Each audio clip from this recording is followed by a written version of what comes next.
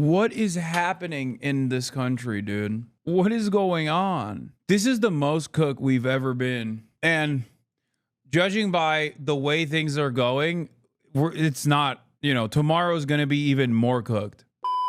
The families of some of those men deported to an El Salvador prison say not all of them are gang members. Lily Luciano spoke to the wife of a barber from Venezuela who's a... Bro, this is so crazy. There's a person that they deported who's just like a fan of Real Madrid, got the tattoo in America, and they're like, no, we don't care. That's actually a gang tattoo. Sucks to suck. You're still deported. And you're in prison now. You're in a El Salvador prison. Believe was on one of those flights over the weekend. Documents show he has no criminal record. Lilia also visited that prison in El Salvador last month, and she joins us now. Lilia, good morning. So what did you learn? Well, Nate, good morning. I can tell you this prison was designed to contain the worst terrorists, where you have more than 100 gang members all crammed in one cell. They never step outside, even into a yard. All communication is suffocated, and there's no real due process. A lot of people there are not convicted, but if that government of El Salvador says you're a gang member, you can be sure you'll be there for life. You keep checking, and nothing. Johanny Sanchez's husband is missing. 26-year-old Franco Jose Caraballo Tiapa is from Venezuela and entered the U.S. in 2023, requesting asylum from persecution back home. In February... Initially, Mr. Reyes Barrios was placed in maximum security at Otay Mesa, accused of being a Tren del Agua gang member. Accusation is based on two things. First, he has a tattoo on his arm of a crown sitting atop a soccer ball with a rosary and the word Dios. DHS alleges that the tattoo is proof of gang membership. In reality, he chose the tattoo because it's similar to the logo of his favorite soccer team, Real Madrid. Second, DHS reviewed his social media post and found a photo of Mr. Reyes Barrios making a hand gesture that they allege is proof of gang membership. In fact, the gesture is this. This is their own chat. This is their own info. This is not like, I need you to understand something. This is not journalists who found this information to belittle the Department of Homeland Security, to say like, look how stupid your basis is for deporting someone. This is the information they put out.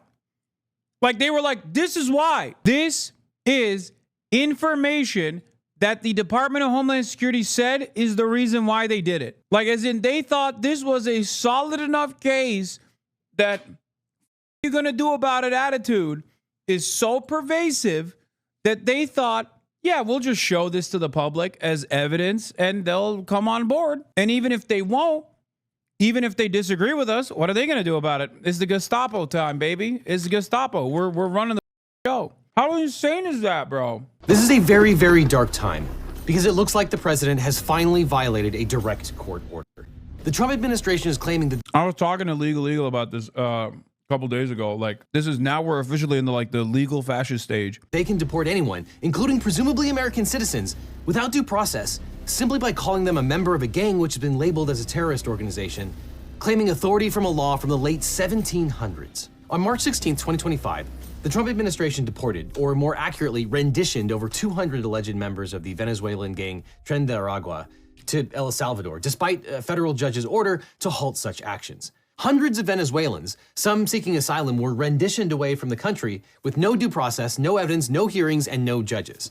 And in fact, some were scheduled to have hearings, but were loaded on a plane and deported to prevent that hearing from taking place. Credible reports are already coming in that several of the Venezuelans were not members of any gang and were labeled as such simply because they had one or more tattoos. You'll note, of course, that the deported Venezuelans were not from El Salvador, yet the deported individuals appear to have been transferred to El Salvador's Terrorism Detention Center, which may be acting like an extrajudicial private prison under a $6 million agreement between the United States and El Salvadoran President Nayib Bukele, who calls himself the world's coolest dictator. The administration invoked the 1798 Alien Enemies Act to expedite the deportations, claiming the law is necessary to address the gang's involvement in crimes like kidnapping, extortion, and contract killings. But the deportations proceeded even after federal judge James Boasberg directed the government to turn around any planes carrying individuals being removed pursuant to... It's so funny seeing a judge like this.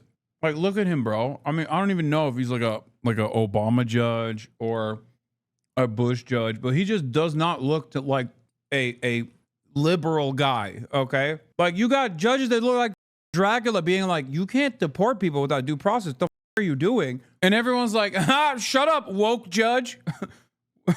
It's like, woke, look at me. I look like I eat children for breakfast. Like, you got people who are just like, dude, this very clearly is broaching on incredibly dangerous territory. You're like breaking the Constitution. Can you not do that? I don't give a like, he not the type of guy who's like, I really care about Mexicans or whatever, you know? He's just like, simply on the basis of the constitutionality of what the Trump administration is doing, it's like not allowed. Trump's alien there you go. Of course, Bush appointee, elevated by the O'Bungler because of course he did. There you go. There you go. Proclamation. It appears the Trump administration did not turn the planes around, and one or more planes even took off after the order was given. It appears that the Trump administration is defying a court's order to deport people to a foreign gulag. Trump's actions are an unprecedented challenge to the Constitution and the rule of law. I think this is going to be a historical black mark on this country, where people's clear civil rights were infringed and basically eviscerated for no real benefit. Wait. Oh my. I love being proven right so fast. Look at this. Donald Trump and MAGA always seem to have a target, a hate figure, a boogeyman right now, and it's District Judge James Jeb Boasberg. Judge Boasberg's conservative rulings include leniency on insurrectionists, which contradicts MAGA's claims that he's a radical leftist. Kay Caitlin said the judge was Obama appointed to. Obama probably elevated him because that's what Democrats do. Democrats love elevating previously. He probably wasn't, dude. First of all, most judges are not liberal. There are some, but like judges in general, not exactly known for being super liberal. Okay. This guy is a former homicide prosecutor who was appointed to the head of the Foreign Intelligence Surveillance Court by Chief Justice John Roberts. Boasberg oversaw dozens of cases associated with insurrection. Judge often issued sentences significantly more lenient than what the prosecutors recommended. In August 2016, Boasberg ordered the expedited release of thousands of emails the FBI found through his investigation into Hillary Clinton's private server. Boasberg is not biased against Trump. He is not a left-wing or an Obama judge. Appointed by President George W. Bush, he served as a judge of the Superior Court of the District of Columbia before Barack Obama nominated him to the U.S. District Court for the District of Columbia. That was Jay Mershon who initially said that in the chat. That guy, who also looks the part, is probably not woke.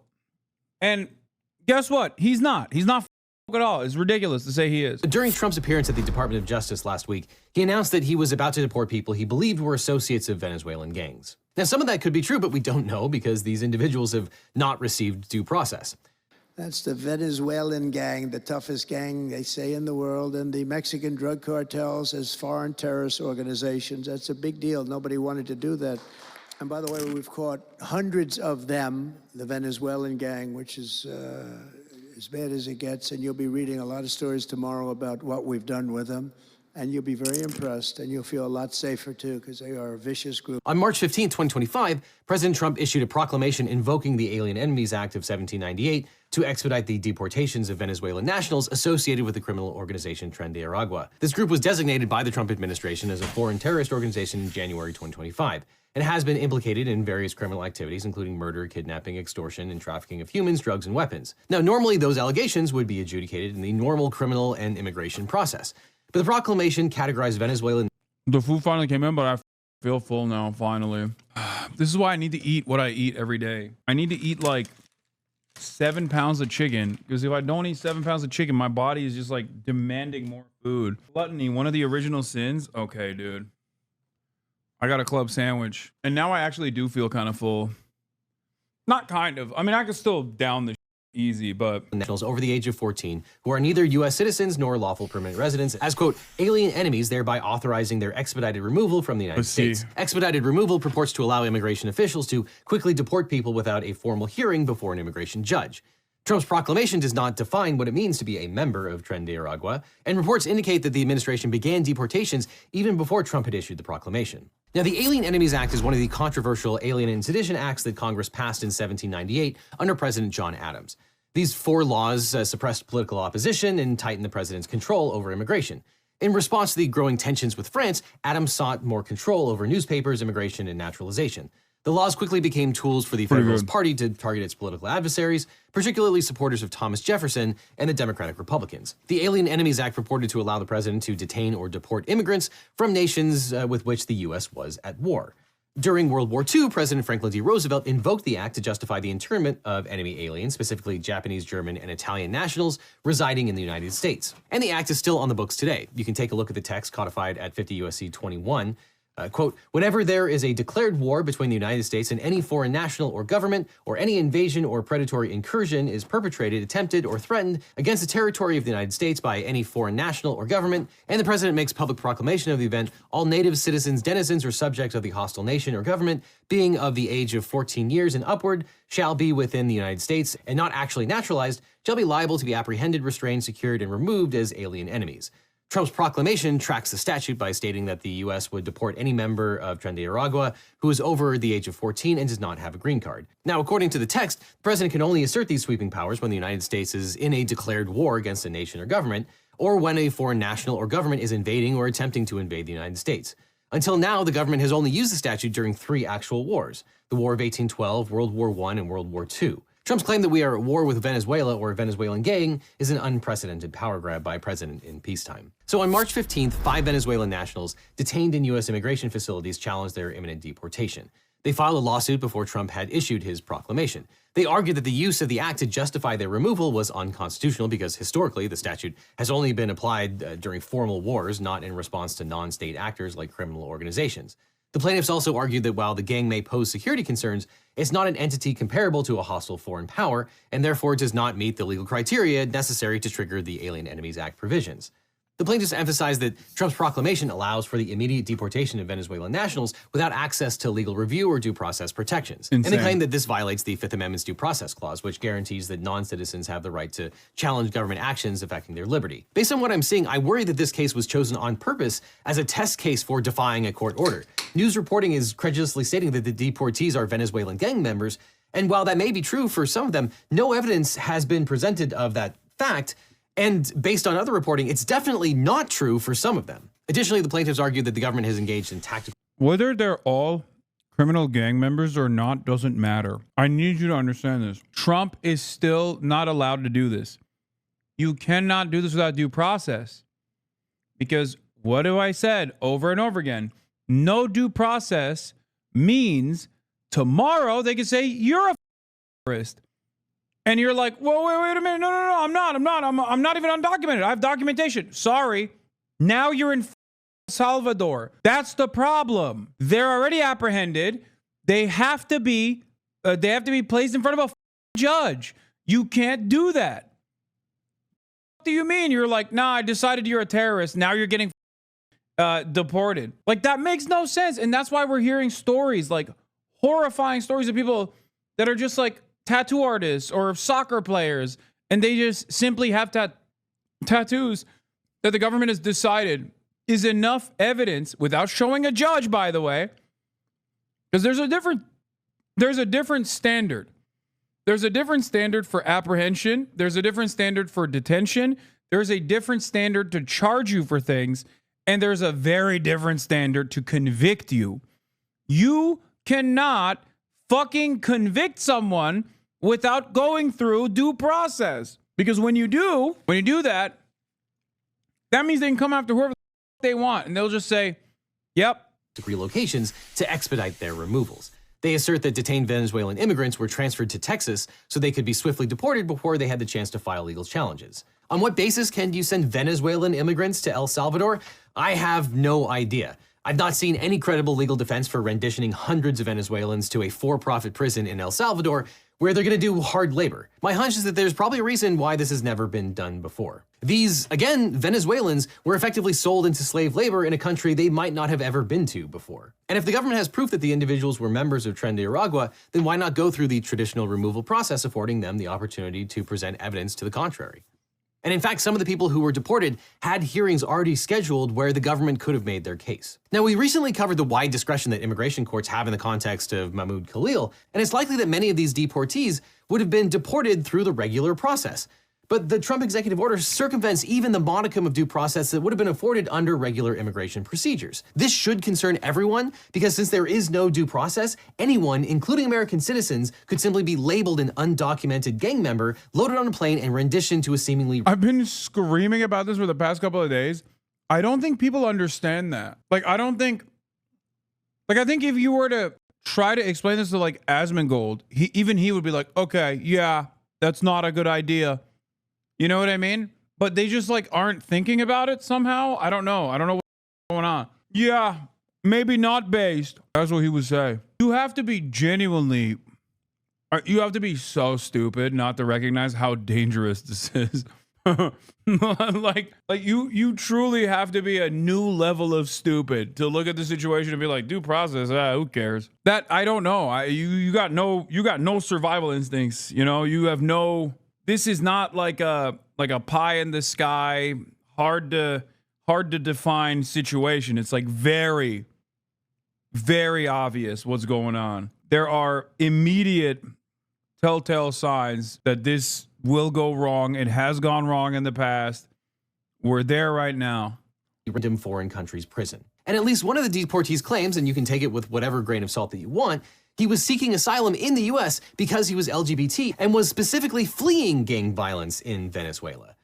It now appears that a large number of the deportees had no criminal background, but the Trump administration says that these people are terrorists, and worse, the government says that the lack of evidence about their activities actually proves how much they are terrorists. Quote, "While it is true that many of the TDA members removed under the AEA do not have criminal records in the United States, that is because they have only been in the United States for a short period of time. The lack of criminal record does not indicate they pose a limited threat. In fact, based upon their association..."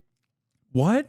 They literally said the absence of evidence means that they're even better criminals than we thought before. Like, they're definitely doing crimes because you can't be Venezuelan on U.S. soil. Like, you're definitely up to some right? Because I'm racist. I'm racist as so obviously I believe if you're Venezuelan on U.S. soil, like, you're doing them, duh. And if I can't find any terrorism that you've done, that means you're the arch terrorist and it's invisible. Like, no one even knows you're doing it. What the how is this like actually on paper? In EDA, the lack of specific information about each individual actually highlights the risk they pose. It demonstrates that they are terrorists with regard to whom we lack a complete profile. So for all these reasons, the plaintiffs asked a federal court in Washington, D.C. for a temporary restraining order to halt these removals while they were in the process of happening. Now, if you're going to defy a federal court judge, you'll want a good lawyer. But if you want a great lawyer, my law firm, the Eagle Team, can help. If you've gotten in a car crash, suffered a data breach, especially if you got one of those data breach letters saying your information might have been leaked, or dealing with a workers' comp or social security issue, we can represent you or help find you the right attorney. And by the way, we don't get paid unless you do, so there's nothing up front. So just click on the link in the description or call the phone number on screen for a free consultation. You don't want the legal team. You want the legal legal team. You need the Eagle Team. Now, the plaintiffs filed their lawsuit on Saturday morning, which is already unusual. And later that same day, the chief judge for the District of D.C., James Boasberg, granted a narrow TRO, temporarily preventing the removal of the individual plaintiffs for 14 days. The judge determined that immediate deportations would irreparably harm the plaintiffs by depriving them of due process rights before they had an opportunity to challenge the government's actions. And the judge's order happened before Trump had officially issued his proclamation and before the government had a chance to respond. But the judge felt he had to act because if the deportations went through, the plaintiffs would suffer irreparable harm. They would be jailed in a foreign country. Now, the initial TRO was limited in scope, applying only to the 5 named plaintiffs in the case. The judge ordered the government to halt their removal while the court reviewed the legal merits of the... Guys, it's literally Dracula. The person that they are calling a woke judge. I'm sorry. Not only do we know his background, so it's not even like a meme, but you got fucking Nosferatu up in here being like, I'm an evil guy. I love doing evil. But this is a bridge too far because I think evil should be done within the confines of pre-established law. Right? Like, do you understand what's going on here? They're calling this guy a DEI judge now. What the is going on with the Republicans, man? Administration's use of the Alien Enemies Act. But shortly before the 5 p.m. on a weekend emergency hearing, Trump finally issued the proclamation the plaintiffs had anticipated. Now, the timing of the proclamation raises another legal issue. Was there a secret order authorizing the removal of the detainees before Saturday afternoon? In the week leading up to the deportation, some of the detainees missed deportation hearings because the government had moved them in preparation for these unlawful deportations. And during the hearing, ACLU lawyer Lee Gallant asserted that at least 2 planes containing the Venezuelans were already taking off. So the parties took a short break so that the DOJ's main lawyer arguing the case, Deputy Assistant Attorney General Drew Ensign, could consult with his clients.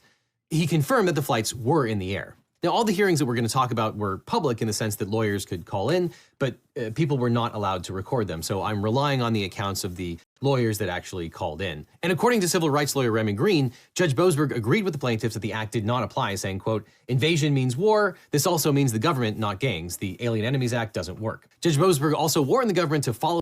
As I said, I don't give a shit about due process. Asylum seekers are not criminals. What's to stop the government from picking up Hispanic-looking person, claiming they're part of Tren de Agua, then deporting them to prison without due process? You seriously don't see a problem with that?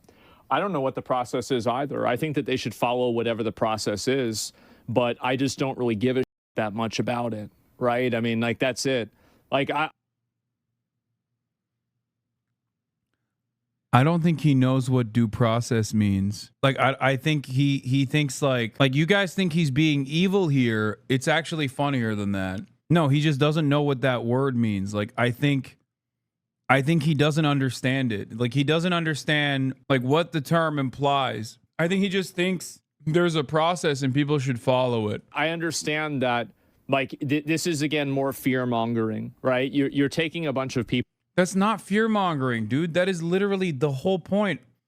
They have officially violated due process, as in having to go through a court system. Everyone has a right to a trial, okay? It is enshrined in the law, citizens, non-citizens alike. The reason for why everyone has a right to a trial in a court of law is because what if people just decided that you did the crime and put you in jail? We need to have a universal principle applied. That's the due process. I mean, the person basically described what due process is in the question, or at the very least, like, explain why a violation of due process is so damaging, because then you could just like bring up someone randomly and deport them. This is, alongside the First Amendment, one of the best aspects of our rules and regulations. There's a lot that's wrong with the American Constitution, but there's some that's actually pretty solid, okay? And the Trump administration is actively going after two of those principles that are incredibly solid, that kind of are like the last bastion of holding everything together. It's the last thing that makes us like a normal government. I don't think he understands what due process means, though. And if he did, maybe he would still make the same argument, because he's still seemingly very careless, because he thinks like, oh, it'll never happen to me. But there's a reason why so many like non-criminals are getting immigrant enforcement action right now with no way out of it. His order, quote, DOJ, you shall inform your client of this immediately. Any plane containing these folks cannot take off. Is illegal residence a crime in and of itself? There are differences. There are varying degrees of crimes. Okay? Some of the people that are being processed are ironically not even illegal immigrants. Like, they're not undocumented non-citizens. They have documentation, whether it be temporary protected status or some other form of documentation, whether it be a student visa or an H-1B visa or a green card, which is the highest form of permanent residency you can retain before you become a full-fledged naturalized U.S. citizen. And the Trump administration is basically going after every variety. Now, the issue here is if you don't have due process, if you don't actually go through the proper protocols of like figuring out what the rule break was, and also adjudicate on whether or not it is necessary to deport this person or remove their citizenship. If you don't do any of that and you just decide this is an immigrant enforcement action, like without any sort of court system whatsoever, you can do that to anyone. Because if ICE comes knocking down your door and arrests you and you don't have your ID on you, what are you going to do? They decided you're Mexican. You're like, what do you mean I'm Mexican? I'm Turkish. My name is Hasan. Shut the f***. You're Mexican now, boy. Okay. We're all Mexican now, you know? What do? There's no judge. There's no legal process. There's no interest in figuring out whether you have done a crime or whether you are Mexican, you know? You got tattoos, boy. You're Mexican now. A Mexicano with some tattoos. You're going to jail. You're going to El Salvador. That's insane. Like, when I describe the actions that the Trump administration is doing, it just like genuinely shocks me. Like, dude, they are grabbing random people, claiming that they're terrorists, and then shipping them to a concentration work camp in El Salvador without judges seeing what the f is up. Even the FISA court process is somehow not as insane as this, and that was insane. Why? Because the FISA court process still was a rubber stamp, but at least it was like above board, okay? It was a rubber stamp for mass surveillance. Having said that, there was at least still like there was still a stamping process. Now we're just not even doing the stamping process. We just moved on. Like, they're not even trying to find, like, they're not even trying to judge shop. They're not even trying to find a judge that, like, with Mahmoud Khalil, they did judge shop, right? They wanted to find, like, a good judge that would definitely do a deportation immediately, right? Like some real freak, Louisiana, right? With this situation, they didn't even do that. They just said, yup, nope, you're done. And the judge was like, hold on, let's take a look. What do you mean? You can't just deport people? Are they criminals? What's their deal? And you were like, sorry, they're already deported.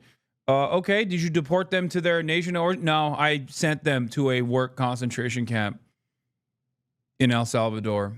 That is a for-profit prison. Sorry. The planes were in the air already. It's in the air, it must turn around. Look at this, look at this article title.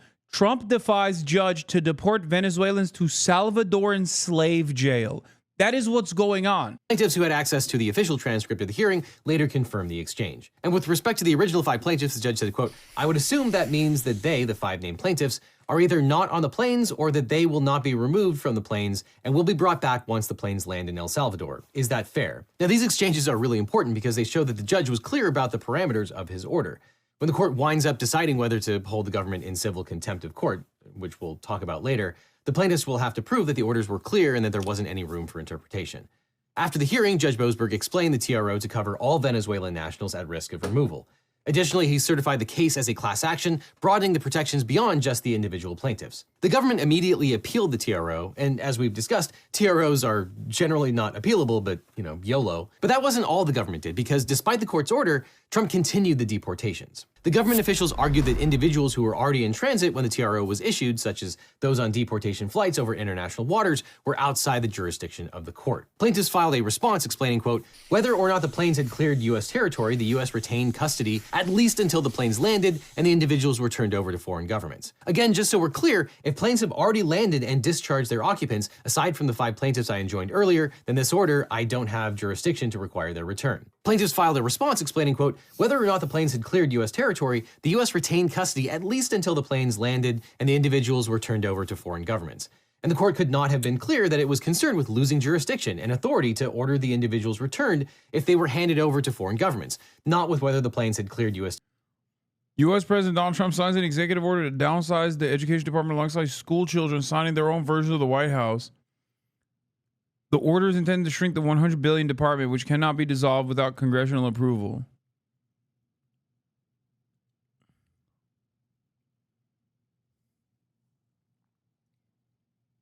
Children applaud as U.S. President Donald Trump attends an event to sign an executive order to shut down the Department of Education.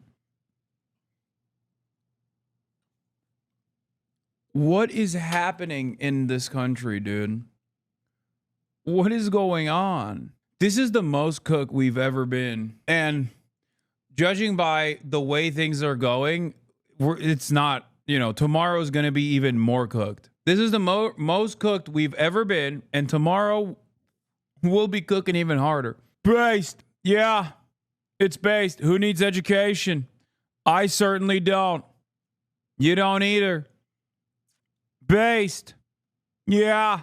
Territory or had even landed in another country. Now, there's generally no I'm traveling exception to court orders. You're either within the court's jurisdiction or you aren't. And I don't want to get off on a tangent about courts of law versus courts of equity, but here the court was exercising its equity powers, but about 500 years of jurisprudence between America and England show that the court's equity jurisdiction extends beyond the territorial borders of the country. And so long as the defendant is within the court's jurisdiction, you can command it to do things that are outside of that particular country. The judge set a hearing for 2 days later at 5 p.m. on Monday, and he asked the administration to prepare answers to questions such as whether any flight with individuals subject to the proclamation took off after either the court's written or oral orders were issued. Now, 1 hour before the 5 p.m. hearing, the DOJ filed a notice telling the court that it should cancel the hearing, quote, because there has been no violation of the court's orders and because the government is not prepared to disclose any further national security or operational security details. This is brazenly inappropriate, and the judge immediately rejected the administration's attempt to get out of the hearing. And in the DOJ's filing, it argued that the court's orders usurped the president's authority as commander-in-chief. It characterized the judge's injunction as oral and therefore unenforceable. That's not how things work, but they argued, quote, contrary to plaintiff's assertion, the oral directive is not enforceable as an injunction. That principle holds especially true when the court does issue a written order, but phrases it more narrowly. In that event, the written order controls. Now, you might be wondering, how is the written order narrower than the oral one? Well, it used the word removing, which the government says does not apply to people who were past tense removed. The Trump administration said, quote, as to any flights that were already outside the U.S. territory and airspace, anyone aboard had already been removed within the meaning of the Alien Enemies Act and the court's order, and therefore were not covered by the order. Now, this is an absurd claim in every respect, and it very well... Dude, Republicans are so ruthless. This is, I wish, semantic fascism, you know, that's like unironically 90% of their mandate. Like that's where it comes from. They set up a goal in mind, and then they will use, what do I always say? I always tell you, like, they will go to like the, 18th century to be like, well, there was a rule that was written in the rule book that says that, women can't wear pants. So we've decided you're fired. Okay. We've decided you're deported. That's how they do it. They come up with a conclusion and then they work their way back from said conclusion. They go back and they get a bunch of paralegals and lawyers to pour through thousands of cases to try to find a legal justification for it. It has nothing to do with like the actual precedent. Obviously, many of these things are precedent setting in and of itself. But this is how it works. In the most reductive and simplest terms, they will find anything that they can to justify what they're doing. When in fact, the goal is just to be able to do it. Unleash the new precedent and be able to do it freely without any sort of legal restrictions. Lead to sanctions. Oral orders carry this.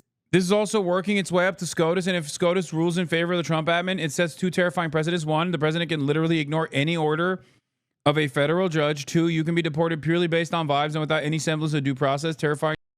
Just goes to show how much worse it can get. Yeah. No, I get it. I mean, same with the Mahmoud Khalil thing. The Mahmoud Khalil thing means that you can be deported for what you're saying. Like, you can be a legal permanent resident and perhaps even a citizen, and you can get criminal penalties or deportation for your speech. You can get this would criminalize speech. This would, at the very least, criminalize speech and destroy free speech for non-citizens.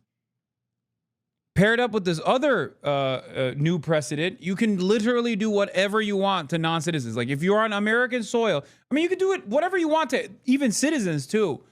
It just doesn't stop there. This is not a slippery slope. These are well-established rules that they are breaking deliberately so that they can solidify the rule breaking and turn it into the new rule. That is what they're doing. Like, they can go up to an American citizen and be like, you're looking real Mexican today. I've decided you're a terrorist.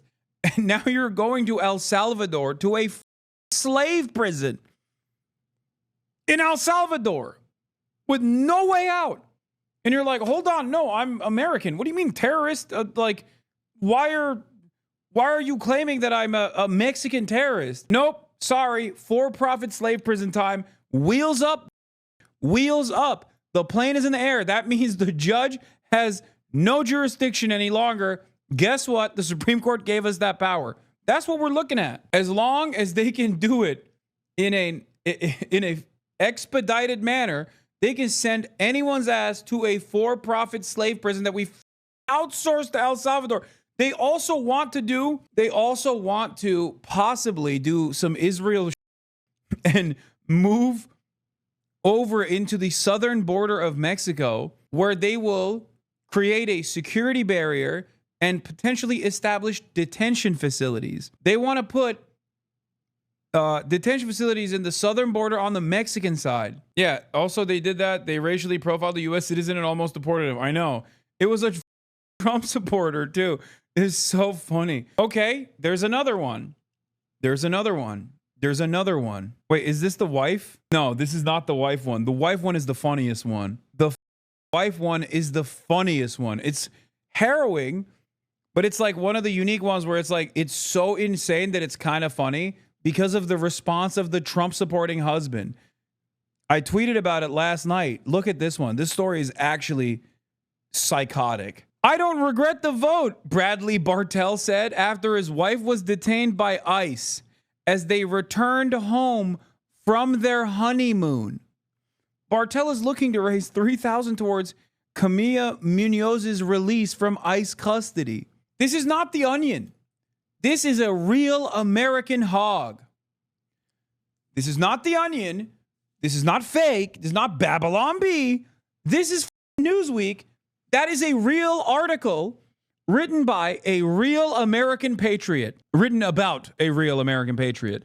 A real American patriot who went on a honeymoon with his wife, and then they returned from their honeymoon, and ICE apprehended her. Bradley Bartell's wife, Camila Munoz, a Peruvian citizen who overstayed her initial visa, but was working towards obtaining a permanent residency in the United States. Despite the couple's ordeal, Bartell still supports Trump, who has vowed to conduct the largest mass deportation operation in U.S. history. I don't regret the vote, Bartell told Newsweek in an exclusive statement. Bro, if she ever gets out of prison and isn't sent to the slave labor camp in El Salvador and reads this article, I feel like they're not going to be married for much longer. I read this, I'm going to be like, yeah, send me back to Peru, dude. What the hell is this? She's also a Trump supporter. Yeah, I don't think she still is. Maybe she is. I don't know. Dude, I don't know how deep I mean, at least this guy was like, yeah, after I was falsely detained, I thought maybe not the best idea. You know, this is a very like leopards ate my face moment. Like his face got eaten, but only half eaten, you know? So he was like, okay, maybe I shouldn't have supported Trump, but like maybe the wife is like, nah, it's actually sick. I am. And the government really did a really good job. Thank God. Mr. Trump, Donald Trump, once again, did the best. Don't tread on me equals arrest my wife, Mr. President. If you do, I'll say you're the best. It must have been a mistake. My mistake from a New York Times team, Musk set to get access tomorrow to top secret U.S. plan for potential war with China. Okay, this is not a bad thing. This is not a bad thing. I'm not going to say anything. I hate Elon Musk. Let's just say he's got a lot. He's got factories in Shanghai. Okay. That boy is working. One of two outcomes. Elon Musk, secret Chinese agent, ends up leaking the details to China because he's a glorious agent of the Xi Jinping regime. Or Elon Musk, being the most incompetent baboon he is, still accidentally leaks it to the entire world and somehow f***s it up because he sucks and is stupid. In either case, whether he is secretly in the tank for China or not, China still wins. Therefore, you know, I'm not too upset about this. It's a lose-lose no matter what, and it's a win-win for China no matter what. If China's military is weak, why go through such lengths to contain it? If China's military is strong, why go through such lengths to provoke it? U.S. strategy is perplexing. One can only assume there isn't much thinking being done in the first place. Yes, Top G, you're right. There isn't. That's why they're giving top secret U.S. plan for potential war with China to Elon Musk. Has Maduro said anything about his citizens sold into slavery? Seems like this would be an easy W for him. Demand Bukele return them and give them a hero's welcome? No. I don't want to keep breaking the law. OP resident chooses self-deportation after 2 decades in the U.S. What?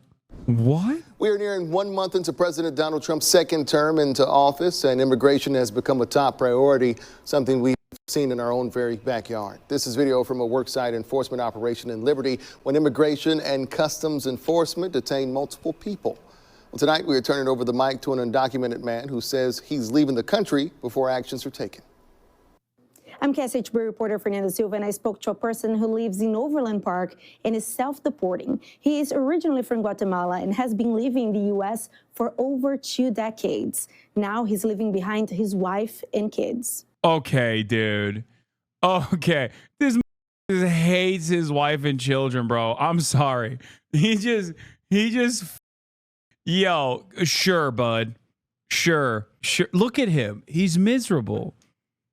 Look at him. He's miserable, dog. He's like, like the weather sucks, dude.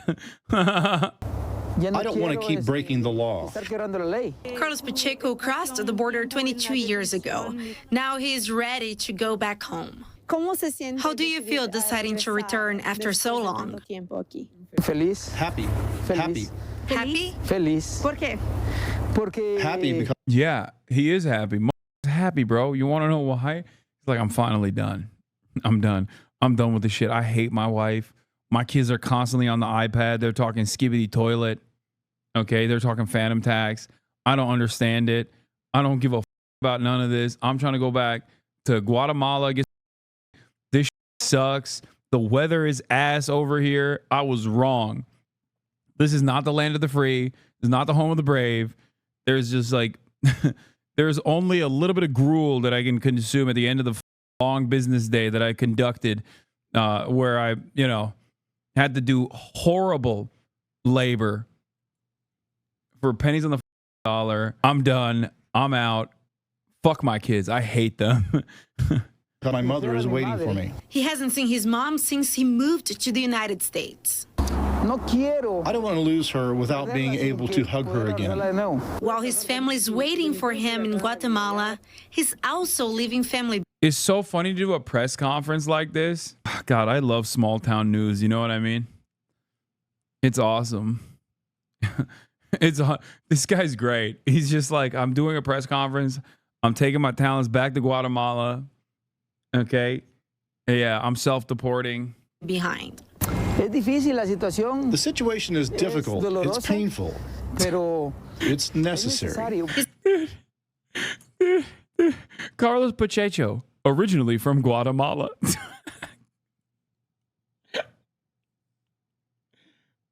This man, bro's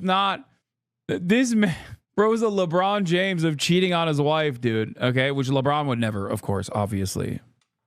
Saying like LeBron James to basketball is Carlos Pacheco to cheating on his wife. He did the decision video, but for moving back to Guatemala.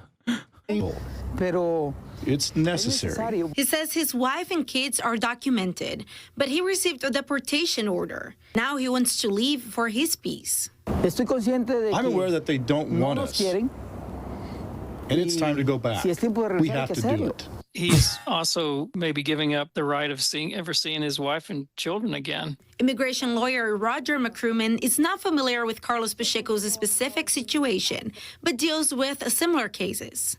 Would you say that the self-deportation process is simpler and easier than the deportation process? Yeah, I mean, it's better than being escorted out of the country in handcuffs. I mean, you're leaving on your own free will. It is at your own expense. If the government deports you, they pay for it. A price Carlos is willing to pay. They've told me I'm a coward for abandoning my family. But on the contrary, bro, we know where we were born. Bro, this man does not like the cold winter. Okay, look at him. Like, he just straight up is like, look around, man. Sucks. I got a off-brand North Face on me and it's not doing the job. Okay, there is snow on my body. I am shivering. I don't want to be here no more. Okay, y'all are racist as hell. I don't want to be here. I hate my wife. I hate my stupid ass children. I want to leave. I need to go back to Guatemala. But don't know where we will die. He's like, I don't even have one jacket. I got 2 jackets on and it's still cold as shit. In Guatemala, he has hopes of better and warmer days. Yeah, I'm telling you, dude. Even the journalist recognizes it. She knows what's up. She knows what's up. She knows. Yep, caught. Caught. Pacheco is looking for better and warmer days. In the Silva, KSHB 41 News. The crazy thing is that Overland Park is known for being a hoity-toity ass place, and KS Lamau is like a nice ass suburbs. I don't think this man is hurting financially either. Dude, this was your Uber driver on the way to the event. Do you know that today, like several times? 800,000 to 1 million kids get kidnapped a year? Do you know that? Is that real? I don't know. Look it up. I don't know. Where'd you read that? I don't know. I mean, somewhere online. I don't know if it's true. It's funny, but it's so sad. It's funny, but it's also, on the one hand, is hilarious. On the other hand, both of my Uber drivers today were perfect representatives of the median voter. Do you understand? Like, I was reading chat, and it's so funny that, like, chat is definitely a hug box, and not necessarily a hug box of like leftist thought or whatever, but a hug box of just any kind of political thought. Like, y'all think people think deeply about their political convictions. They don't. The second Uber driver was much nicer. Also, a lot of you thought she was a white woman. She was not. She was a black woman, for the record. And I think that probably played a role in her having like some understanding of racism, which you know, because if she was a white woman, she'd be exactly like the first Uber driver. Okay. So just pointing that out for people. But most people don't think, period. Like, most people don't think at all. And those who do think are very rarely ever thinking about politics. I wanted people to get a better understanding of like average human beings, because I feel like I never show you that, like a normal conversation with a normal person and how to navigate those conversations, because some of y'all unfortunately are a little too neurospicy to have conversations like that without like thinking that it's an opportunity for debate. You need to pay close attention to the way I handle those conversations, because many of y'all say coworker conversations. But now I'm beginning to realize maybe you don't have any coworkers, because if you have any coworkers, you've encountered that a million times. Like, that was a coworker ass convo that I had, both of them. One coworker that you kind of like and is kind of chill. The other one that is like insane. Okay. The first Uber driver is the guy that you can only talk to about one specific issue, right? Maybe it's electric vehicles, or maybe it's photography because he was really interested in that, and nothing else. The moment that you broach any subject matter beyond photography, he became he became an insane individual. Okay? You got to figure out how to have those conversations with those people. I live in Mississippi. That dude is the average lib here. Yeah, I thought that was like convos that you normally have all the time, which is why you come into this community, because you don't want to you want to maintain sanity in a sea of having conversations like that. But chat was alarming in the way that they were reacting to both of these people. You have to remember, most people are stupid as dude. They don't know anything. What are you talking about? They haven't put a lot of thought into it. You see them in my comments every day. Not everyone is like well equipped with the information and being malicious. Some people are just misinformed and dumb. Like the first Uber driver. He's a victim to the Manosphere style podcast. Because his eyes lit up. Bro, his eyes lit up. He might be in here watching right now, because he probably went back and he saw the Theo Vaughn episode and was like, oh, hell yeah. And then it was like, oh my God, I was housing a radical in my car. The best thing I think you can do in situations like that, in conversations like that, is to just be chill. Be a likable, cool person. So that even if your thoughts don't penetrate immediately, your overall vibes are good. So then they're like, you know what? I like this guy. I think he's a smart, young whippersnapper. I'm going to listen to what he has to say. That's how it works. You might win people over, not immediately on the virtue of the argument, but instead you might win them over by just being a cool person to be around. You have to remember that. I'm not saying I'm young, chat. Don't worry. When I said young whippersnapper, I meant obviously other people in the chat who are young. 33. Be cool, be likable, be normal. Let's get back to the harrowing realities of the Trump administration violating all norms and creating a constitutional crisis. Some legal weight as written ones. And in this case, the judge issued a written order reinforcing his oral directive. So Trump's argument boils down to this. The government ignored the oral order and deported the detainees, and now the written order doesn't apply because the deportations have already happened. It's a circular defense, with Trump justifying defiance of one order as a reason to disregard the next, and is exactly the kind of BS that a court in equity is likely to take to task. Now, before the hearing, the DOJ also sent a bizarre letter to the DC Circuit, the Court of Appeals, demanding that the case be reassigned because Judge Boasberg is biased. Quote, the government cannot... He's biased. Bye-bye. He's biased. Not and will not be forced to answer sensitive questions of national security and foreign relations in a rushed posture without ordering briefing and a showing that these questions are somehow material to a live issue. He's a Yale law grad who started as a prosecutor in the U.S. Attorney's Office for D.C. As a judge, he served on the Alien Terrorist Removal Court and the Foreign Intelligence Surveillance Court, so he's not someone who's likely to take a claim of national security lightly. And he also once ruled against plaintiffs who wanted Trump's tax return, so it's not as if he has some kind of axe to grind against Trump in particular. The government is claiming they cannot provide details on national security grounds, but the claims of national security are at odds with the public displays that they have made. The White House posted propaganda videos of the immigrants landing in El Salvador, and the flights were public and many people tracked them in real time. El Salvador's Bukele posted a story about the TRO and said, quote, oopsie, too late, laughing emoji. And Secretary of State Marco Rubio retweeted that. But it's very clear that the government was trying his patience. At the Monday, March 17th hearing, the government refused to answer the judge's 4 questions that he asked. First of all, the lawyers would not confirm whether the original 5 plaintiffs were still in the U.S. or whether they had been deported. The lawyers, who did not include the original arguing attorney, Mr. Ensign, said that they were only authorized to say that the flights which took place after the court's first order were not subject to the court's ruling, which could mean that none of the 5 plaintiffs were on those flights, but we don't know for sure. Judge Boasberg asked the government why they couldn't share the information in camera, meaning in private, and the lawyers said they cannot share why they cannot share. That's ridiculous. That's not how that works. Judge Boasberg explained that he reviews classified information all the time. According to immigration lawyer Aaron Reisland-Melnick, who listened to the hearing, Boasberg cited case law stating that the government is required to actually provide a clear reason before refusing to provide him classified or national security information. He asked if the DOJ can provide in writing tomorrow by noon what their position is communicating the info to him. And that's definitely correct. If you refuse to give a federal judge that information, you have to explain why. Boasberg only mentioned contempt of court 1 time, but the point of the hearing was to gather facts to determine whether he should find the government in contempt. The DOJ lawyers argued that the judge's short written order, issued 40 minutes after the initial oral hearing, superseded anything that he said orally. And the judges claimed they acted in good faith in only viewing the written order as binding.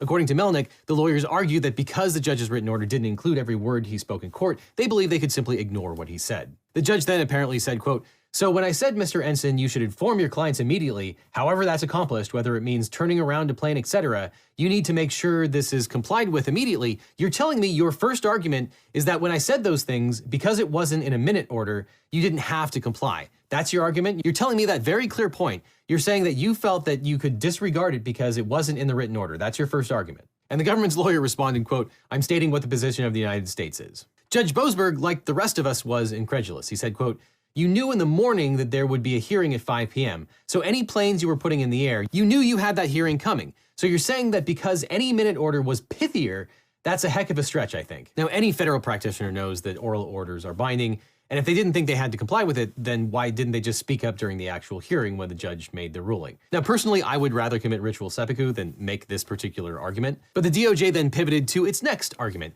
that once the flights were over international waters, the judge lost jurisdiction. But Boasberg said, accurately, the equitable power of the United States courts is not so limited, and it's pretty clear that even if the enjoined acts were outside the territory of the United States, the government couldn't violate them. He asked what argument they had proving that a court's ability to rule in equity, quote, stops at the country's borders. The government's lawyers responded that it was pretty simple. The government physically removed people, so the court no longer had jurisdiction. But that would be an incredible claim, because if Trump can defeat a court's jurisdiction by ignoring a court's order and removing people from the court's jurisdiction, then there's really no such thing as law. When Judge Boasberg pressed the DOJ for more information, a lawyer said, quote, when the planes are in the sky and there is sensitive national security, that's not a call that can be made by a judge. They made one more argument that the president has inherent authority to move military forces, but of course these were not military flights. Judge Boasberg set a hearing for the next day and demanded that the DOJ provide information related to questions such as how many planes departed the United States at any time on Saturday, carrying people being deported solely on the basis of the proclamation, how many people in the category were on those planes,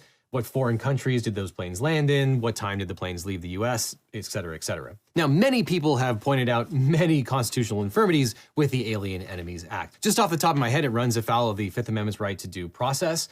There is discrimination based on nationality, which is a protected class, and of course it violates the right against indefinite civil detention. Japanese internment was of course a black spot on this country's history, and the Korematsu case, which approved of Japanese internment, was already— Yeah, then they looked at that and they were like, let's do it extra style. They were like, the problem with the Japanese internment thing was that we did internment inside of America. What we should have been doing was sending them to a slave labor prison camp, for-profit prison camp in El Salvador instead. That was also unacceptable, but it was during World War II. Right now, there is no World War II. Trump is just deciding it. Trump's like, yep, I've decided, you know, we're sorry, it's just happening. It's got to happen. It's like my Pearl Harbor. Mostly repealed by Trump versus Hawaii. So one would assume the Supreme Court, including this Supreme Court, would find the Alien Enemies Act to be unconstitutional. But that's not a given, so by its terms, does the Alien Enemies Act even apply to the Venezuelans under these circumstances? Well, first of all, the US is not at war with any other country, so why would the act apply to Venezuelans now? Well, the government has this one weird trick. Tren de Aragua and the Venezuelan government are one and the same, they claim. Trump's proclamation says Venezuela is, quote, a hybrid criminal state. Evidence irrefutably demonstrates— If this government was remotely competent, they would do like another, but they're not competent enough, so they would that up 100%. So they could, you know, do a false flag and basically do martial law and stuff like that.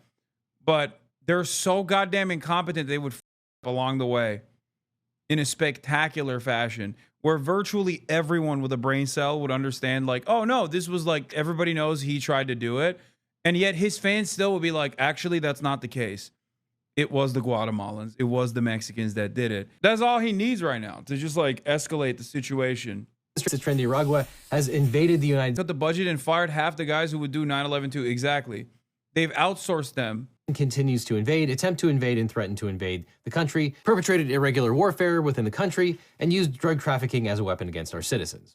The government argues, quote, given how significantly Tren de Aragua has become intertwined in the fabric of Venezuela's state structures, it is a de facto arm of the Maduro regime. Now that seems factually inaccurate, but it also seems legally inaccurate. Number one, only Congress has the power to declare war based on Article 1 of the Constitution, and the plain text of the Alien Enemies Act doesn't seem to support the conclusion that the U.S. is at war. But the government says that the president, as commander-in-chief, is the one who gets to decide when America is officially at war. The Supreme Court has considered the parameters of war in the context of two occasions, both in the aftermath of World War II. In 1948, the Supreme Court heard an appeal from William Ledecky, a German who was classified as an alien enemy and was subject to deportation. By the time the government moved to deport Ledecky, World War II had been over for 8 months. And writing for the majority, Justice Felix Frankfurter argued that despite Germany's defeat, the state of hostilities persisted. Quote, war does not cease with a ceasefire order, and the power to be exercised— I think it's pretty funny to like try to deport a German while simultaneously doing Operation Paperclip. They were like, listen, it's a one-to-one type situation. You know, we got to deport a couple of these routes because we got new ones coming in and they have PhDs, you know? Sure, they were Nazis that directly, they weren't just sympathizers with the Nazis, they were literally directly doing Nazi. But have you seen their rockets? The president, such as that conferred by the Act of 1798, is a process which begins when the war is declared, but is not exhausted when the shooting stops. Thus, Frankfurter emphasized that the president had the authority to determine whether individuals who were considered a security risk during the war remained a threat. And Frankfurter stated, quote, it is not for us to question a belief by the president that enemy aliens who were justifiably deemed fit subjects for internment during active hostilities do not lose their potency for mischief during the period of confusion and conflict, which is characteristic of a state of war, even when the guns are silent, but the peace of peace has not come. And the court's decision was also grounded in the belief that the Alien Enemy Act precluded judicial review of removal orders. In a dissenting opinion, Justice Hugo Black and 3 other justices pointed out that Ledecky was a legally admitted resident and should be afforded due process rights. Black argued that the Alien Enemies Act only applied when an individual could assist a foreign government, and with the Allied victory, Germany no longer had a government Ledecky could assist. And in the case of United States ex rel Jagler versus Carusi, the Supreme Court ruled that a German national who had been classified as an enemy alien held in custody following his arrest could not be detained indefinitely. The court decided the war with Germany officially ended in 1951 with the joint resolution to terminate the state of war between the United States and the government of Germany. And Ledecky arguably doesn't stand for the proposition that only the president gets to say when America is at war. As Ledecky and the Jageler cases acknowledge, World War II began and ended with a determination by Congress, not the president. But now Trump has an argument for that as well. The political question doctrine makes the case unreviewable. The political question doctrine is a principle of constitutional law that holds that certain issues are beyond the jurisdiction of the courts because they are best handled by the political branches. And when courts determine that an issue is a political question, they decline to hear the case, reasoning that the Constitution entrusts the matter to elected officials rather than the judiciary. And here the government claims that whether the U.S. is at war or under invasion is a political question that is decided by the president. Trump argues that the TRO undermines Trump's, quote, inherent Article 2 authority to repel such an invasion and conduct foreign affairs. And the government asserts that, quote, federal courts have consistently held that the determination by the executive of whether there is an invasion is a non-justiciable political question. On the other side of the fence, the Supreme Court's position has long been that judicial review is available to immigrants detained under the act. For example, in United States versus Thomas Williams, where Chief Justice Marshall, sitting as a circuit judge, granted a writ of habeas corpus, releasing a British citizen detained during the War of 1812. And the second part of the statute gives the president power to, quote, establish any other regulations necessary for removal, which suggests that some judicial review is cognizable. And the Ledecky case does not say that the president's power to establish when the U.S. is at war is unlimited. And during World War II, the courts decided hundreds of cases involving the Alien Enemy Act, and the courts provided some meaningful review to the question that triggered the statute, whether the detainees had connections with countries on which America had declared war. If they did, then the government could decide what to do with them. But if the courts can decide whether a person is connected to those countries, then it would seem like they also have the power to decide the other statutory predicate, whether the U.S. is at war or under an invasion from a foreign country or government. Either way, you'd think the detainees would have some modicum of due process rights. But what about the statute's use of the word invasion? Well, Texas challenged Biden's handling of immigration by arguing that illegal migration and drug smuggling constitute an invasion under Article 1, Section 10, Clause 3 of the Constitution, which allows states to engage in war if, quote, actually invaded or facing imminent danger. Using this argument, Texas attempted to justify policies like detaining and deporting undocumented immigrants, as well as placing barriers in the Rio Grande, despite federal law preempting state action in immigration enforcement. Arguably, this interpretation was inconsistent with the Constitution's text and original meaning. The founders seemed to intend the term invasion to refer to organized armed attacks, not migration or smuggling. James Madison, in his report of 1800, explicitly defined invasion as an operation of war, and the Constitution's Guarantee Clause, which ensures federal protection against invasion and domestic violence, further supports this reading. Domestic violence historically referred to rebellions against state governments, not modern interpersonal violence. And a legal interpretation doctrine called nocitur a suicis, a word is known by its context, reinforces that invasion should be understood alongside terms like war and domestic violence, which imply force or conflict. If Texas's interpretation were accepted, it could distort constitutional war powers and open the door for states to claim emergency military authority over broad issues unrelated to armed conflict. There's also a fairly robust body of law developed during the Bush administration's war on terror that indicates the courts do not completely defer to the president about when the U.S. is actively at war. The Military Commissions Act of 2006 stripped Guantanamo detainees of the ability to file habeas corpus petitions in U.S. courts. And in 2008, the Supreme Court reaffirmed the constitutional rights of detainees at Guantanamo to challenge their detention in federal court through habeas corpus. The Supreme Court ruled that the MCA provision was unconstitutional because it did not provide an adequate alternative process for detainees to challenge their imprisonment. The ruling established that constitutional protections apply to detainees held by the U.S. government, even in overseas military facilities. That was a 5-4 decision written by now retired Justice Anthony Kennedy, though Justice Roberts wrote a dissenting opinion. And there were many cases during the War on Terror where the lower courts scrutinized whether detainees were part of al-Qaeda. And based on that precedent, the courts should have a role in determining whether someone is a member. All of this works on top of one another, okay? Pre-existing expansions, vague definitions of terrorism, basically feed into how we got here. I need you to understand that, because the war on terror greatly expanded the pre-existing mandate that the federal government had in terms of unlawful detentions and a denial of habeas corpus, and we have been building up towards this moment since then. If you think like, oh, this is shocking how this happened, like how could this have happened to us? It's like it happened slowly. It happened deliberately, and Trump is, as I always say, the logical conclusion of how this kind of stuff works. Not a single thing that Trump says is directionally unique from the Republican Party in general. Okay, he just says the quiet part out loud. That's the difference. And Chatter, who used the boiling frog analogy, that's an interesting one to use here, because we're boiling right now, and there's still plenty of frogs who don't recognize it. Bro, there's only a couple thousand people in Tren de Agua. I don't get why no one's talking about how relatively small it is, because it's not about Tren de Agua. It's not about crimes at all. They literally said that the people that they were actually deporting were Tren de Agua with no justification whatsoever, like ridiculous justifications, claiming like, oh, well, this guy's a tattoo that resembles the Real Madrid logo. We decided that's Tren de Agua. He has a video, or he has a Instagram post where he does this. This is, they said this is a gang sign now. What they also openly recognize is that, yes, they don't have any criminal background, but that's because they're something more sinister than a regular style. These are terrorists who are not even being caught, except for the fact that they were apprehended by ICE agents. But besides that, them not having a criminal background is not enough to claim that they're not terrorists. So to answer your question, it has nothing to do with Tren de Agua, its size, or the truth at all, and everything to do with following the Trump administration's agenda of mass deportations and finding whatever justification they can to engage in these deportations. Yeah, they were apprehended from the homes they listed on their legal residency documentation. That's who you got to look out for. The guy that has a temporary protected status and is a documented non-citizen on U.S. soil, living in a house that he just like actively tells the government he's living in.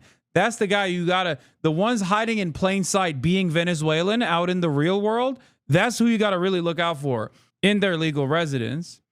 And then you gotta deport them to not even Venezuela, but El Salvador. Not even Venezuela. They're Venezuelan. We're deporting them to El Salvador instead. To a no jurisdiction, no human rights, concentration labor camp of Tren de Agua. And another major difference is that the war on terror cases involved detainees who had never set foot on U.S. soil, whereas the Venezuelan deportees arguably have more rights since they were living in the United States. Now, the judge asked the government to file a response under seal answering 5 questions, but the Trump administration filed a motion to stay the order, asserting that the government does not need to answer the questions, it can't answer them on such a tight timeline, and the questions jeopardize national security.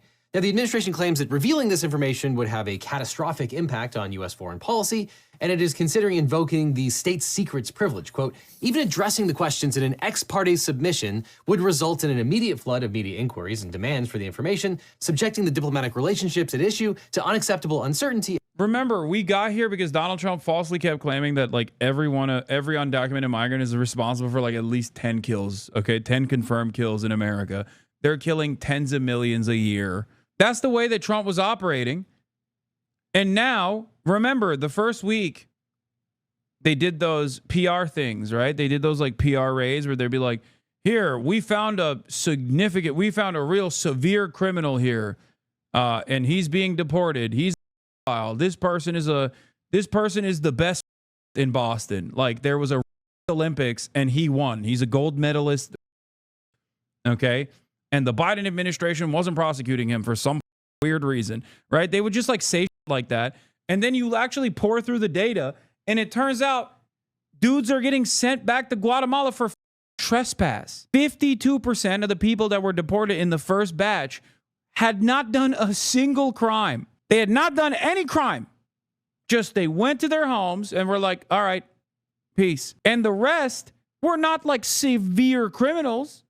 The rest were just simply low-level offenders, like, you know, people that got caught trespassing. So what happened?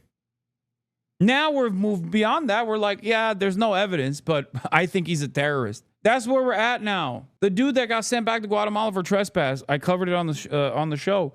He was here for 20 years, man. How insane is that? Dude's been here for 20 years, been paying into Social Security through ITIN. Give the guy a citizenship, man. What are you doing?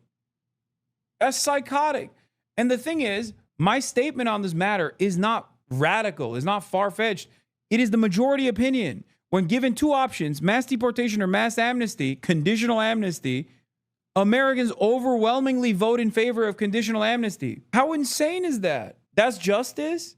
Deporting a dude who's been living here, who, like, America is his home for 20 years because he doesn't have paperwork? Are you joking? Give him paperwork. What's wrong with you? It's insane. How the court will address those demands. And I will remind you that an ex parte in-camera submission is seen only by the court. And frankly, there should be media questions about this case. Now, as for the alleged threat to the relationship between the US and other countries, the judge simply asked for the information about when the flights left, landed, and who was on them. And Rubio and Bukele have not been shy about the budding relationship between the US and El Salvador. A month ago, they were both at Bukele's residence, and the State Department's public press release about their meeting notes said that he agreed to take custody of members of Tren de Aragua and MS-13 and, quote, criminal migrants from any country. Rubio and Bukele made an agreement publicly for El Salvador to take incarcerated Americans, quote, and in an extraordinary gesture never before extended by any country, President Bukele offered to house in his jails dangerous American criminals, including U.S. citizens and legal residents. And of course, Bukele and Rubio tweeted about this affair while it was happening in real time. Yeah, dude, they said they were going to also, that's the other thing. They already opened up the floodgates. Like, they are going to send Americans there too. Okay? It is, Bukele is the worst Palestinian ever. I know. Don't even call him Palestinian. Don't do that. Even though he is. Nobody recognizes that, okay? We don't recognize him as a Palestinian. He's something different. Don't claim that, man. Released footage of masked men shaving the detainees' heads. Nice room. How dare you? Oh, that's a good one, dude. Okay. That's so stupid. Oh, that's funny. Okay, chatter. That was good. That was good. You got me. Then whisking the detainees out of prison and onto planes. The deportees did not arrive in El Salvador under the cover of darkness. The media was present, and when the planes landed, the governments of the two countries celebrated. The Trump administration literally made a deportation hype video. But Judge Boasberg gave the Trump administration another 24 hours to file the government's response. The judge noted that, quote, a lot of YouTubers were allowed to enter the jail. I know. I watched this, like, dumbass YouTuber from Mexico that went over there and was, like, talking about how sick the prison is. And I couldn't believe it. Like, I could not believe the horrifying conditions that they were just promoting. They weren't just showing these horrifying conditions. They were like, this is sick. It was insane, dude. The government's motion is the first time it has suggested that disclosing the information requested by the court could amount to the release of state secrets. Yeah, to date, in fact, was it the government Luisito slander? Was it Luisito? Let me see. I'll remember his face if I see him. I think it was. Yeah. Next, we will enter an isolation cell, which is where prisoners are sent when they commit an infraction. It was also AI dubbed. 55 million views on this. Yeah. Luisito Comunica. 55 million. Dude, this is like, here we are at the walls of Auschwitz. Look at the conditions of this prison. Like, what? What do you mean?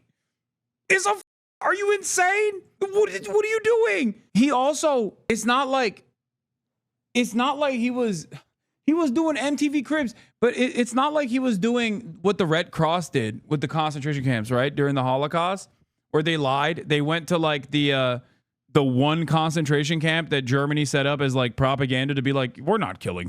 Like that's literally what this is. He went to a slave concentration camp and straight up was like, look at how dope this concentration camp is. I mean, look at this. Look. Only light entrance is which is where prisoners are sent when they commit an infraction. The only light entrance is a hole in the ceiling. How many people did you kill? So many YouTube videos on CCOT are bad and the comments are even worse. Yeah, I know. The same guy, Luisito Comunica, has been criticizing Sheinbaum's administration for a clandestine training and execution camp in Jalisco a few days ago. He does half-ass commentary like Asma, but for Mexico, he's a centrist, by the way. Bro, how are you calling yourself a centrist and you are glazing a human rights violations prison, like a serial violation of human rights prison? Every humanitarian org has written extensively about this place. Why is every centrist a rabid neo-Nazi freak when push comes to shove? I love being a centrist. Hello, welcome to my centrist commentary channel. It's super sick. They all freak out about the gulags but promote this shit. Yeah, because gulags is done socialistly. That's what it is. Every apolitical centrist guy turns into a neo-Nazi at the first sight of like an opportunity to get 55 million views on a YouTube video. I did not pack my apolitical hat, chat. I'm sorry. Had made no claim that the information at issue is even classified. The essence of the judge's order is that he wants to give the government another chance to decide if they really want to invoke the state secrets or other privilege, and he also may be appeal-proofing all of his decisions. We'll see. And fair or not, government litigants usually get multiple chances to comply with court orders. But still, for the rule of law to hold up, at some point judges are going to have to get serious about contempt and other measures. In the meantime, President Trump said that Judge Boasberg should be impeached. I asked March, how's it going? He said, I lost everything. This triggered a response from Chief Justice John Roberts, who said, quote, "For more than 2 centuries, it has been established that impeachment is not an appropriate response to disagreement concerning judicial decision. The normal appellate process exists for that purpose." Notwithstanding, it is extraordinary for the sitting Chief Justice of the Supreme Court to weigh in on statements made about the judiciary in basically real time. But in a notice signed by Attorney General Pam Bondi, the Justice Department said it would not answer further questions on the flights. Quote, "The government maintains that there is no justification to order the provision of additional information, and that doing so would be inappropriate because even accepting plaintiff's account of the facts, there was no violation of the court's written order since relevant flights left U.S. airspace, and so their occupants were removed before the order issued, and the court's earlier oral statements were not independently enforceable as injunctions." Additionally, Robert Cerna... If you think about it, it's your money as well. Thank God there's a daily withdrawal limit. Okay, that's all I'm going to say. Field Office Director for Enforcement and Removal Operations at U.S. Immigration and Customs Enforcement, stated in a signed court declaration that the immigrants on a third deportation flight following Saturday's restraining order were not removed under the Alien Enemies Act, but under Title VIII, a separate final removal authority. Now, how this could be legally possible is charitably unclear. He said, quote, "To avoid any doubt, no one on any flight departing the United States after 7:25 p.m. EDT on March 15, 2025 was removed solely on the basis of the proclamation at issue." You'll recall that Judge Boasberg issued his temporary restraining order at 6:48 p.m. Eastern, while court records show that one deportation flight landed in Honduras at 7:36 p.m. and another in El Salvador at 8:02 p.m. Cerna also clarified that although President Trump signed the proclamation invoking the wartime law on Friday, ICE understood it to take effect only after the White House published it Saturday afternoon. He added that approximately 258 additional immigrants fall within the proclamation's scope, with 54 of them already in detention. And not surprisingly, the Trump administration has already appealed the temporary restraining order to the D.C. Circuit Court of Appeals, which normally isn't a thing you can do. We've talked about that before. But written briefings are due on Wednesday, and the panel's not great for the plaintiffs. It includes Justin Walker, who is about as much of a Trump ideologue as they come. But the administration may be relying on the optics and assuming that people are not going to want to go to bat for putative gang members and terrorists. Now, these are unprecedented times, but taking a moment to increase your online privacy is one way to bring greater peace of mind. Luckily, there are people out there who can help, and that's why we recommend signing up for today's sponsor, Incogni, because the amount of personal and private data that circulates out there is truly horrifying. Incogni removes your... They asked me for $27 after your interview, Hassan. What the fuck? What are you talking about? ...personal data from online data brokers by reaching out directly and forcing them to take your personal info down. And if those data brokers resist, Incogni will take care of that too, because Incogni fights back. And right now, you can use my link in the description or the code LegalEagle for an exclusive 60% off discount. Now, data brokers are the reason why in the U.S. you can... I want to see the... Japan, and I got both of you guys gifts. This one's for you. This is a Palestinian movement in Japan. Thank you. Solidarity with Palestine, and this is a little train. Oh.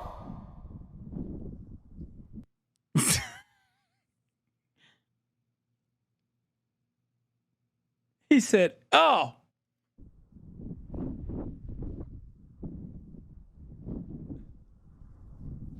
For public transit.